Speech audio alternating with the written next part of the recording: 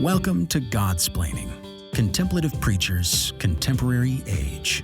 Each week, join the Dominican friars as they consider all things Catholic.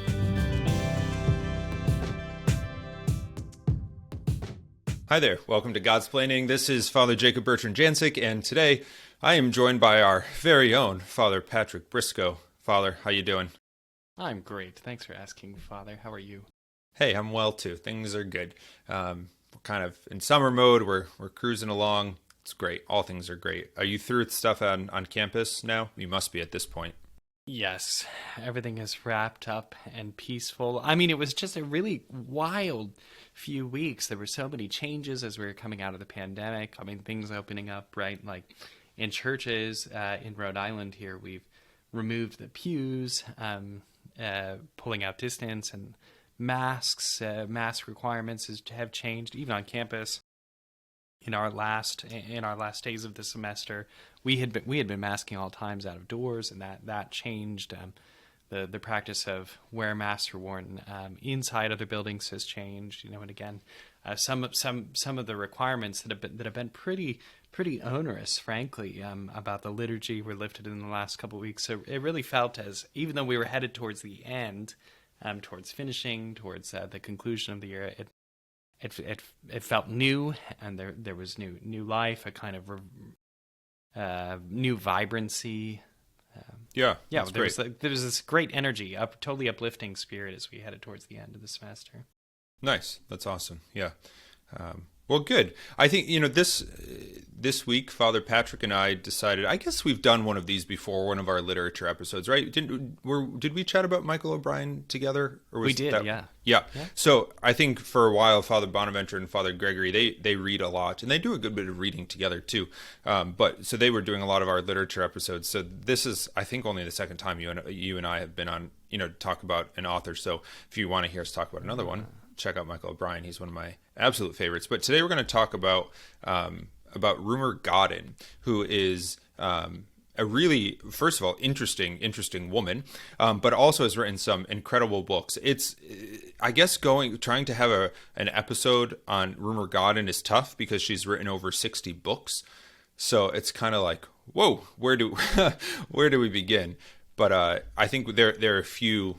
Well, I know that there are a couple that we're going to talk about that we've both read that kind of are excellent reads, and especially for Catholics. So let's talk a little bit about Rumer Godden first, who she is and who she was. I mean, she's since passed, but and then we could talk about a couple of her books that Father Patrick and I really like.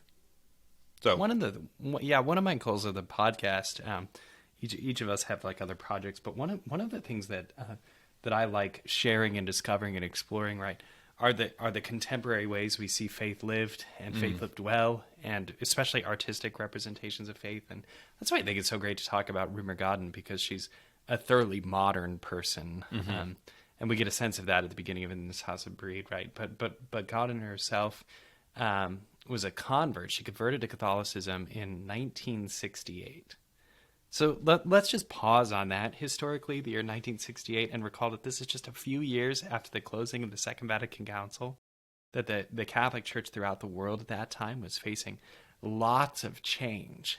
And that is the moment that this woman decided herself to come to the church. I think that's a very interesting thing in and of and itself. not as a young woman either, because she was born in 1907. She was about 61 years old when she came to the church. So had lived a full life. She was only a Catholic for about 20 years. She died in 98. So I think that's also, you're exactly right. Like entering a church that was, I don't know, kind of going through going through it.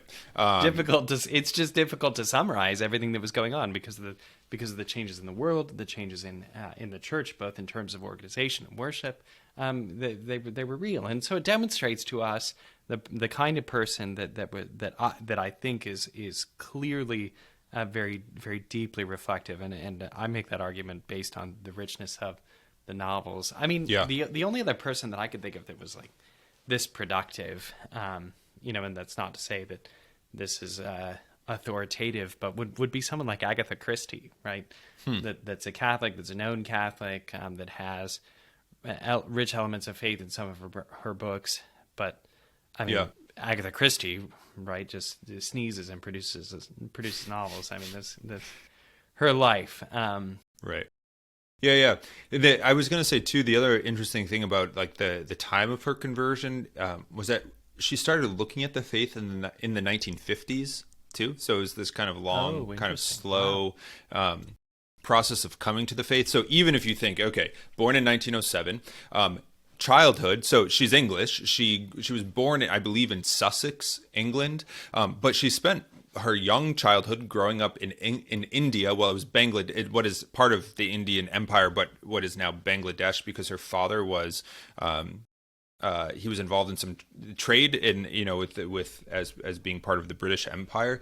She was sent to school with her sisters back in England, but went back and forth because of the World War, or the First World War, really, when she was growing up, and then but then she moved back to Calcutta and opened a dance school in Calcutta with her sister, and was doing that for a couple of decades, and in that time started writing and then really producing. But then it was after she had children in the 1950s when she started looking at Catholicism, and even just thinking Catholicism, the Catholic Church, 1950 to 1968, just like what is, just all these things. So I think that she lived through this, just in the world, in the church, growing up in different parts of the world, and some of her books take place in India, some in England, and it's just really fascinating. And you see this come out in a lot of her writing, all these different experiences. So I think, Father Patrick, you're right on when you say that this just shines forth through her novels and through her writing. And truth be told, I've read a couple of her books, but I haven't like thoroughly read Rumer Godden. I'm by no means an expert, but you see it even in the couple things when you first pick her up. I think one of the I mean, there are a couple things that come out that are also important. I think about her biography is that Rumer Godden had 3 sisters. So she had a vibrant childhood and understood from her youth what it's like to be close, to be numbered among, right? And I think she captures some of that in the identity of the characters of her book, particularly the religious sisters that she writes about. Mm-hmm. So not to put too much psychologically on the experience of Rumer Godden's childhood, but I think that I think the fact that she had this dynamic family experience has certainly informed that, right? And like you said, although she was born in Sussex, she experienced growing up in India. I mean, so she had a very like a lot of English people. She had a very sort of broad sense of the world, and she didn't return to England until 1947. That's a long time to be away, and to be living in just a totally different environment than Sussex. She had a real deep love of India and for land outside of England. Right. Yeah. So I think, well, this is a good kind of entree into the book. So if you look at Godden's corpus of those some 60 books, that's not to mention like child books and other, books for children and other things that she's written, but these 60 books, perhaps her best known, generally speaking, is Black Narcissus, which she wrote and was published in 1939, and then it was made into a film in 1947. And I haven't read it, so I'm just mentioning it as from its popularity. But it's one of her 3 nun books, N-U-N, nun, not N-O-N-E. So it's about Anglican nuns in India, so Black Narcissus. But the 2 that we want to talk about are, Father mentioned one just at the top of the episode a few minutes ago. One is called In This House of Brede, B-R-E-D-E. Brede it's the name of an abbey. Father's holding it up. I was actually going to bring my copies down to my office to hold up, but I knew Father Patrick would hold them up. So if you're watching the video, there you have it. I have a different edition though. This is the new. Oh, the Cluny Media edition. That's awesome. We can plug them at the end where you can find the books. I must say, a sidebar on this because I'm holding it up. I must say this is one of their better covers. I think it's a very well chosen image. I like that. I think it just like perfectly expresses the novel. Yeah. Yeah. So In This House of Breed, she wrote in 1969, and then it was this too. That one was made into a film in 1975, and then we'll talk about it. But the other one that we're going to talk about is called 5 for Sorrow, 10 for Joy, which now Father Patrick. That's a cool cover too. Father Patrick's holding up. She wrote that 10 years later in 79. You have these 3 books about nuns. You have Black Narcissus about Anglican nuns. You have In This House of from 39. You have In This House of Breed in 69 about Catholic nuns, Benedictines, and then you have 5 for Sorrow, 10 for Joy in 79. That is about Dominican nuns. So let's talk about In This House of Breed first. To lay the land a little bit, essentially, the book follows the story of a woman named Philippa Talbot who enters this monastery in 1954. The Breed Abbey is. I'm trying to remember. Is it the Abbey of Breed? Anyways. Yes. Yeah, so the Abbey of Breed. So Philippa is this very successful widow, English widow who, has sort of risen through the ranks post World War II, obviously, and decides to leave it all behind and enter the Abbey in 1954. So think here, while you're thinking of Philippa Talbot entering the monastery in 1954, of Godin's initial movements of conversion in the 50s. So the book follows Philippa, who's a grown woman at the time, who enters the monastery. And basically, the book kind of follows, what's her religious name, Father? Oh, I just blanked on her religious name in the monastery. Do you remember? Because I always remember her as Philippa. It's Philippa. He's going to look it up now. We should have. Not This is, embarrassed. poor research. That's all right. And I put him on the spot. Shame on me. But essentially, the story follows Philippa's life in the monastery, in this Benedictine monastery. And, truth be told, there's not much more to the plot because it's not a book about adventure in that sort of sense. You can correct me if I'm wrong or if you have a different read, but it's really a book about human people, about the women in the monastery. So it follows her through her formation and through her life in the monastery, and then into the early years of the council, of the Second Vatican Council, and how that shapes the monastery, but also how the women react to that. So, I think that's really the plot, right, Father? Am I Yeah, absolutely. You could flesh it out and, more, but that's the basis. Yep, and I think that the key is given away right away in Godin's early description of Breed. The motto of the Abbey is Pax, and it's set in a crown of thorns. And I think that this is the incredible thing about monastic life, is that it promises an otherworldly peace, which Godin presents in a totally unique way. I really believe that there's no other work about monastic life that it so thoroughly captures the kind of peace in particular that can be found inside of a monastery, but also the difficulty and the hardship of living that life. Mm-hmm. It's not for nothing, as they say up here in Rhode Island. It's not for nothing that word peace is set in a crown of thorns, because it's only because of the trials and through the struggles of monastic life that kind of peace can be found. Yeah, I don't remember if I read it for the first time in the novitiate or in my first year at the house. It was early in my Dominican life, and I remember going through, not even having to get through the whole book before realizing this. It wasn't like I put it down and then it was this epiphany, but even just in the initial sort of few chapters of getting to know the sisters in the community, because it's kind of a chunker of a book. It's a good read. So Godin really spends time, and this is something that I want to talk about, but on the sort of characters of the book, but kind of thinking, like Father was saying, is like, Rumor Godin did her research. I mean, she went to live at a monastery for a while and just to observe the sisters, but for someone who was not a religious, she didn't live religious life, monastic life. She's able to get to the core of this reality, of this peace, but also this crown of thorns of living religious life. There were many times when I was like, wow, this is actually spot on. This is sort of the dynamic of the book. One of the moments that I think is sort of iconic for me in the book is that there is a sister who's elected the abbess of Breed, and she's elected the abbess sort of unexpectedly. She wasn't the one that was thought that was going to, was sort of the heir apparent to the I was going to say the throne, but to be the abbess.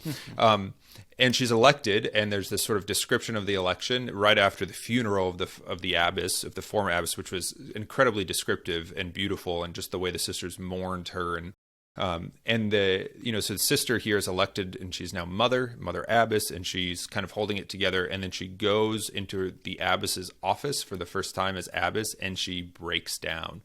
She just loses, she just cannot believe that she cries and she weeps.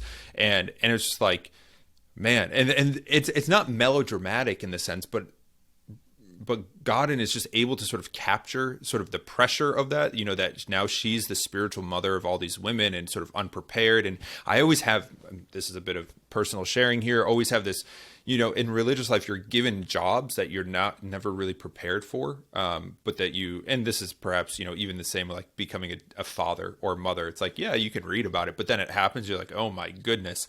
And Godin has a way of capturing those like emotions and portraying them through the page. And I just found that to be really powerful and beautiful. And that happens throughout the book. But this election is pretty, stands out in my mind. Yeah. Another moment for me in this House of Brede that's so powerful is, again, the time that it's set in the novel captures some of the major changes of the church in the 20th century. And there's a scene with a young sister who's a little bit uncouth, named Sister Polycarp, and some of the older sisters are a bit wary, even resistant to some of the changes that are being proposed and discussed to religious life, especially about the desires of the young nuns. And so there's a scene where the younger nuns are expressing, in particular, their hope for a progressive pope. And then Roncalli is elected. Cardinal Roncalli, asked the nuns disbelievingly. Roncalli, they can't believe these young sisters that Roncalli would be elected. So there's this sense and portrayal and depiction of the challenge, of the contest of change in the church that's expressed between the different views that are named by the nuns. And that for me is really another extraordinary scene that Godin captures so well. Yeah. Well, we're just about halfway through here, so let's take a couple minutes. We'll return to some of these themes from In This House of Brede, and then we'll also give some time to her other book, 5 for Sorrow, 10 for Joy. So stay tuned, and we will be right back. You are listening to Godsplaining. Visit us at godsplaining.org to listen to our episodes, shop our store, and donate to our podcast. All gifts go to improving the podcast and bringing the gospel to more listeners. Thanks for your support. Welcome back to Godsplaining. I'm Father Jacob Bertrand. I'm here with Father Patrick, and on this episode, we're discussing the Catholic author, Rumer Godin, where we have been talking about her book that she published in 1969 called In This House of Brede, which follows the life of a woman, Philippa Talbot, who enters a Benedictine monastery. And Father Patrick had just been talking about this scene in the book because Philippa, remember, enters the monastery in the early 50s or the middle of the 1950s. And then we kind of follow her life into the 60s, where the church experiences the council. And one of the things that I think that Godin does, and Father Patrick was just talking about this before the break, is that she looks at how it is that these changes in the monastery affect Brede, the abbey, but also how they affect the church. So I think she uses the book to sort of show that. And there are a couple scenes of there are Japanese women that are sent, right? This is towards the end. There are Japanese women that are sent to the monastery to learn to be Benedictines so that they can found a Benedictine monastery in Japan. And there's this whole drama of that, and trying to sort of, how does the church kind of adopt different cultures? Adapt. Yep.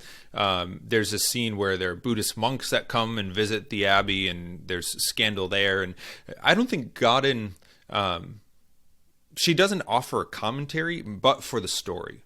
I think that's right. And I think that's part of what's so refreshing about it, is that she presents all of these things as just kind of happening, and so you find yourself agreeing or disagreeing or probing or confused by the reactions of the different characters themselves. I mean, like maybe you didn't know that Roncalli becomes John the 23rd, and maybe you don't have an opinion about whether or not that's a good or bad thing. But it's amazing to watch it unfold amongst the nuns themselves, and the moment that you're talking about, this encounter with Buddhist monks, is similarly interesting. I think another great thing, because this isn't really a moment. Well, it is a moment. Again, at the beginning of the novel, and it sets the tone for the whole piece, is that Philippa Talbot, when she's entering the monastery, explains to her little assistant, because Philippa Talbot is an accomplished businesswoman. When she explains to her personal assistant what she's doing, she describes the monastery in beautiful terms. She says that the monastery, the cloistered nuns that are, this is how she explains it. Okay, she says to her assistant, an enclosed order is like a kind of powerhouse, a powerhouse of prayer. You protect a powerhouse not to enclose the power, but to stop unauthorized people getting in to hinder its working. And so one of the things that you have the feeling of as you go through the novel is that you're being let into a monastery, a place where you don't enter in, for these reasons that Philippa beautifully expresses, that the nuns have a duty and there's an order, and it doesn't belong to us to explore the life or really get in and start to twist how it works. And I very much have the sense from getting to know just a bit some of our lovely Dominican nuns that pray so faithfully for us and for our efforts. I very much view them as a powerhouse. I'm not going to climb the fence. It doesn't belong to me to get in and to tinker with the machinery, because they know what their life is about, and the life does something real, which is to pray and intercede on behalf of the church. So, well, we're gonna leave Brede and go over to another novel that we already mentioned, 5 for Sorrow, 10 for Joy. Father Patrick mentioned Dominican nuns. This book is about Dominican sisters who live kind of a cloistered life. I don't know exactly where they fall canonically, but they live kind of a cloistered. I think they're nuns that had an external apostolate, the Sisters of Bethany, Dominican Sisters of Bethany. So the book is not about the sisters explicitly, but it's a fictional story built up around this congregation. So 5 for Sorrow, 10 for Joy is the title. And the whole book kind of centers, the sort of leitmotif throughout the book is the rosary, hence the title. 5 for Sorrow, the 5 sorrowful mysteries, 10 for Joy, the glorious oh my gosh, drawing a blank. Joyful. The glorious mystery and the joyful mysteries. Oh my! Oh, wow. You're looking at it right in front of you and you can't even think of it. Whew. But I do pray the joyful mysteries. Don't worry. I know. So the rosary. So essentially this story follows the life of a woman named Elizabeth Fanshawe, I think is how you would pronounce her last name, right? And perhaps saying something about the Dominican Sisters of Bethany situates the book a little bit better. So, Father, tell us about them. Yeah, I think this is really the key. So the story of the Sisters of Bethany actually begins with a young, newly ordained Dominican priest who is sent to preach a retreat in the women's prison, a very, very, very difficult and notorious women's prison, in fact, in Cadillac, in France. So the priest is Blessed Joseph Lataste, and Father Lataste took this mission. He was sent to preach this retreat at this prison, and he accepted it with great hesitancy. He didn't have any real confidence that it was going to bear fruit. He was very nervous about the obligation. So Lataste shows up, and he begins his first conference to the women inmates there, rather famously among in this story. By addressing them as his dear sisters. He says, "My dear sisters," as he begins this conference. And when he began to show these women, to reveal to them the love of God, and to address them with the dignity that they deserve as his beloved daughters, as God's beloved daughters, he said, slowly their faces rose up. They had previously been sort of staring at the ground, and no one had engaged him. And when love was revealed to them by his preaching, he said their faces lit up and they began to look like flowers after a spring rain. The way the flowers just kind of look up and radiate. So we had this beautiful encounter, right, with Lataste and these women in prison, including throughout the retreat a very beautiful demonstration of their devotion to the Eucharist. And so that bears fruit, right? Lataste needs to come up with a plan to how to continue to minister to the women in prison and what he can provide to them in life on the other side.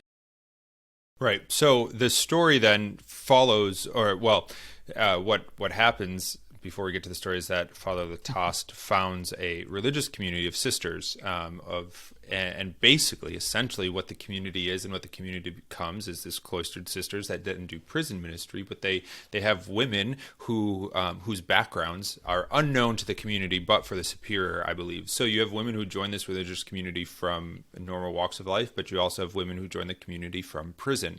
But this is not something that is, revealed. The women become sisters in the community. So you have these sort of all different kind of backgrounds coming into this community to follow Christ. So this is what the story follows. It follows the story of this woman who I mentioned, Elizabeth Fanshawe, who had been a prostitute and was a madam at a brothel, headed up a brothel in post-war Paris.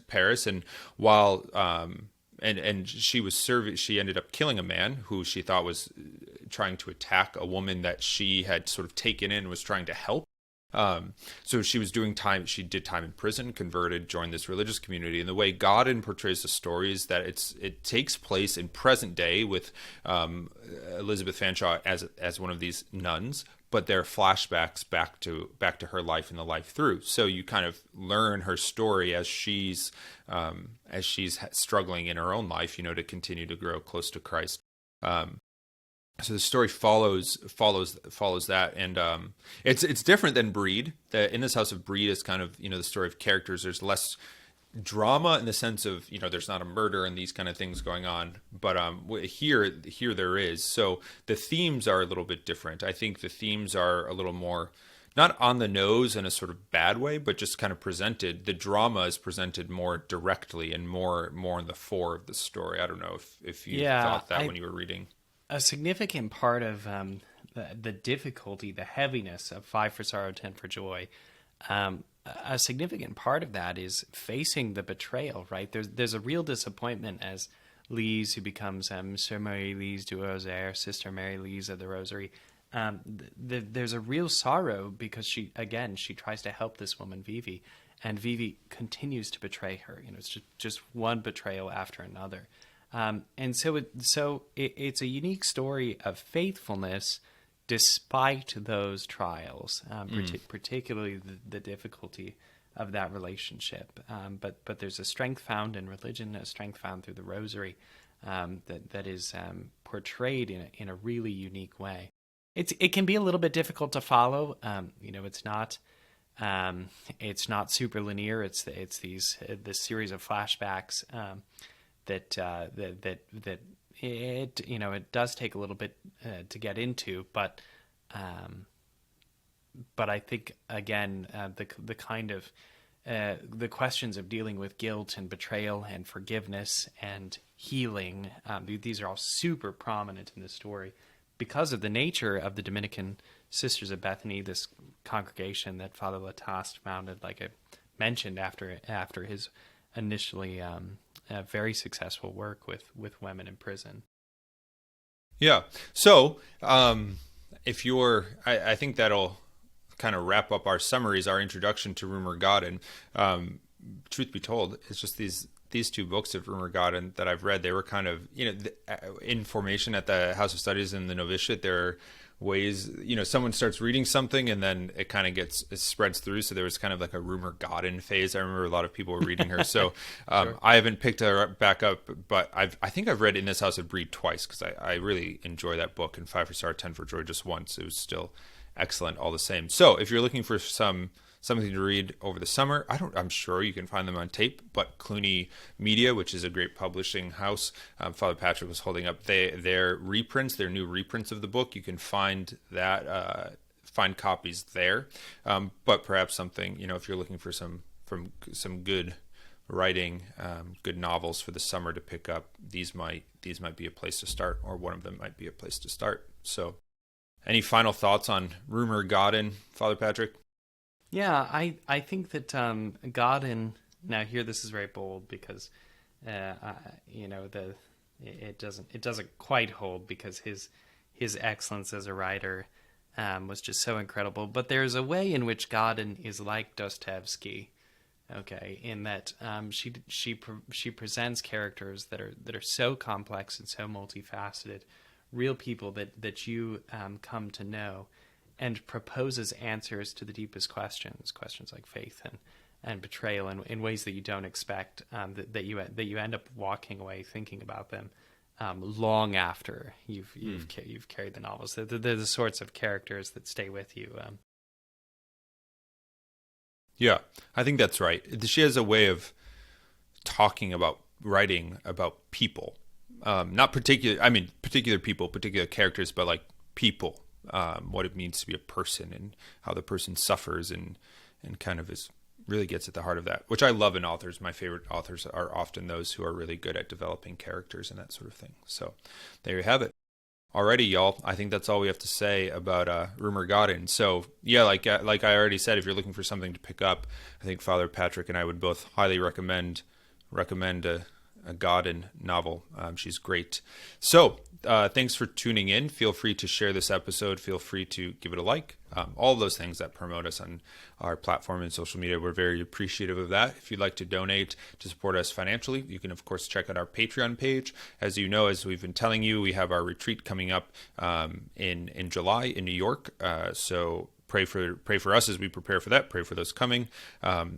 Stay tuned for other upcoming Godsplaining events. Check out our merch. All the rest, y'all are probably used to hearing all of these announcements, so there you have it. We'll leave you with those. And pray for us. As always, we are praying for you. So until next time, take care. God bless.